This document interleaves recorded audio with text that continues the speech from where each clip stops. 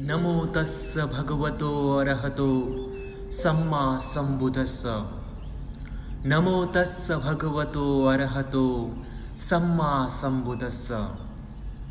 नमो तस्स भगवतो अरहतो सम्मा सम्बुद्धस्स। साथियों, आज हम जानने वाले हैं 5 दुर्लभ बातें सुलभ होने पर ही हमें निर्वाण प्राप्त हो सकता है। जो कि पहला है, बुद्ध उत्पादो दुर्लभो लोकस्मिन्। अर्थात लोक में बुद्ध का उत्पन्न होना दुर्लभ है। एक सम्यक संबुद्ध और दूसरे सम्यक संबुद्ध के बीच बहुत लंबा अंतराल, बहुत लंबा समय होता है, अनेक कल्पों का अंतराल। कभी कभी एक असंख्य यानी एक आगे 140 शून्य कल्पों का अंतरालय भी होता है। कल्प यानी सौर मंडल की आयु 1 योजन यानी 13 किलोमीटर लंबा, 13 किलोमीटर चौड़ा और 13 किलोमीटर गहरा खड्डा सरसों के दानों से भरकर 100 वर्ष के अंतरालय से एक सरसों का दाना निकालते निकालते वह गड्ढा पूरा खाली हो जाएगा, पर एक कल्प पूरा नहीं होगा। कभी कभी एक ही कल्प में एक से ज्यादा सम्यक संबुद्ध होते हैं। फिर भी एक सम्यक संबुद्ध और दूसरा सम्यक संबुद्ध के बीच लाखों करोड़ों अरबों वर्ष का अंतरालय होता है। सभी सम्यक संबुद्ध के 2 शासन यानी बुद्ध शासन होते हैं, वह भी 500 वर्ष के या हजार वर्षों के।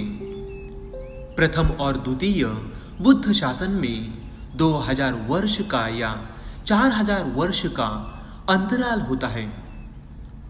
पिछले 4 असंख्य और 1 लाख कल्पों में सिर्फ 28 सम्यक संबुद्ध हुए हैं। अभी हम जानेंगे दूसरा, यानी मनुष्य भाव दुर्लभो लोकस्मिन्। यानी मनुष्य जीवन मिलना भी अत्यंत दुर्लभ होता है। अधिकांश मनुष्य मृत्यु के बाद नरक में, प्रेत योनि में या पशु पक्षी योनि में जाते हैं। बहुत ही थोड़े मनुष्य ऐसे होते हैं जो मृत्यु के बाद मनुष्य लोक में या देवलोक में या ब्रह्मलोक में जन्मते हैं।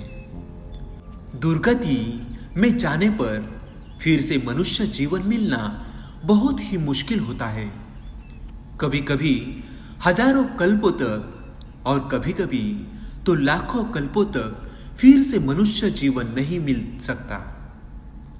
देवलोक या ब्रह्मलोक में जन्म होने पर भी वहां की आयु समाप्त होने के बाद अधिकांश देवता और ब्रह्मा दुर्गति को ही हो जाते हैं। जो तीसरा है, सद्धम्म सवनं दुर्लभो लोकस्मिन्। यानी सद्धम्म सुनने को मिलना और समझाना भी अत्यंत दुर्लभ होता है।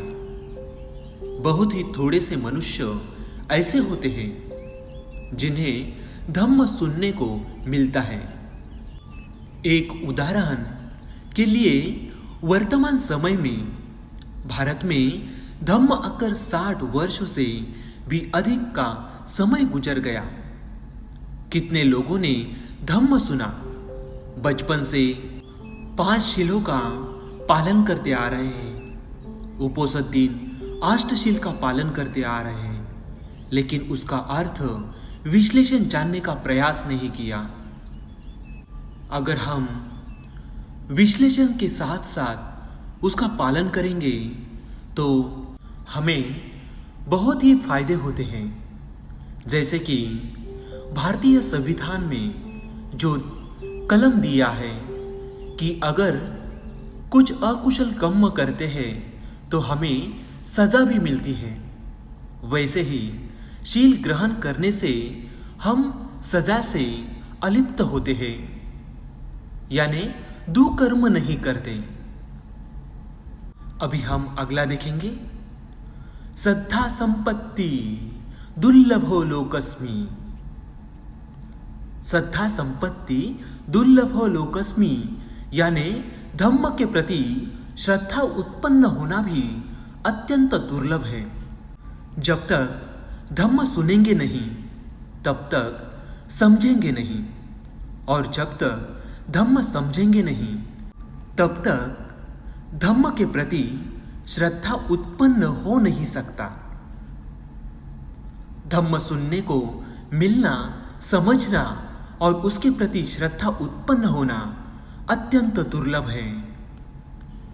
जो अगला है, पबज्जित भाव दुर्लभो लोकस्मिन्, यानी प्रवज्जित होना भी अत्यंत दुर्लभ होता है। यहां प्रवज्जित शब्द के दो अर्थ होते हैं। पहला अर्थ गृह त्याग कर, जीवन धारण कर धर्म का अभ्यास यानी धम्म का अभ्यास में लग जाना। दूसरा अर्थ है बिना गृह त्याग किए ही गृहस्थ जीवन में रहते हुए ही अपने आप को बुद्ध, धम्म और संघ के प्रति समर्पित कर धर्म यानी धम्म अभ्यास में लग जाना अत्यंत दुर्लभ है। जब यह पांचों दुर्लभ बातें सुलभ होंगे तब हमारा कल्याण होगा।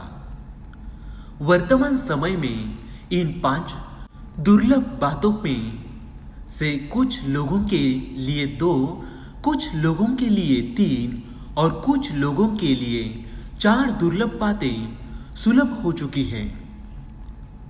विश्व में बुद्ध का उदय दुर्लभ है। मनुष्य के रूप में जन्म लेना दुर्लभ है। पवित्र धम्म सुनने का अवसर मिलना दुर्लभ है। धम्म पर श्रद्धा विकसित करना दुर्लभ है।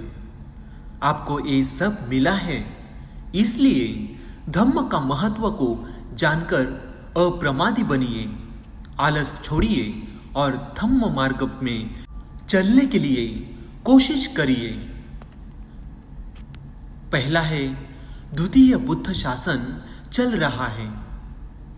बुद्ध की शिक्षा उपलब्ध है। मनुष्य जीवन तो मिला हुआ है। कुछ लोग ने धम्म यानी बुद्ध की शिक्षा सुना भी है और समझा भी है। कुछ लोगों के मन में बुद्ध की शिक्षा के प्रति श्रद्धा भी उत्पन्न हुई है। अब और क्या चाहिए? अब तो बस अभ्यास करना ही बाकी है। धम्म का अभ्यास न करने वाले की दुर्गति निश्चित है। दुर्गति में जाने के बाद फिर से मनुष्य जीवन मिलना बहुत ही मुश्किल होता है। अगर यह अनमोल मनुष्य जीवन धम्म का अभ्यास किए भी नहीं खो दिया तो भविष्य में हमें फिर मनुष्य का जीवन कब मिलेगा कह नहीं सकते। और भविष्य में कभी मनुष्य का जीवन मिले तो भी उस समय बुद्ध का धम्म यानी प्रथम या द्वितीय शासन होगा, इसकी कोई गारंटी नहीं है। और अगर हो तो भी हम सुनेंगे, सीखेंगे, समझेंगे और अभ्यास करेंगे, इसकी कोई गारंटी नहीं है। तथागत भगवान बुद्ध की महाकल्याणकारी विद्या विपश्यना में जो साधक जरा भी परिपक्व होता है वह कभी भी दुर्गति को नहीं जा सकता। जब तक अरहंत अवस्था प्राप्त नहीं होती है तब तक अनेक जन्मों तक, जन्म जन्मांतरों तक मनुष्य लोक में और देवलोक में ही जन्म होते रहते हैं। इसलिए इस मानव जीवन को सार्थक करें, खूब धम्म का अभ्यास करें। सबका मंगल हो, सबका कल्याण हो, सभी प्राणी दुख मुक्ति हो। सभी को निर्वाण प्राप्त हो, निर्वाण प्राप्त हो, निर्वाण प्राप्त हो।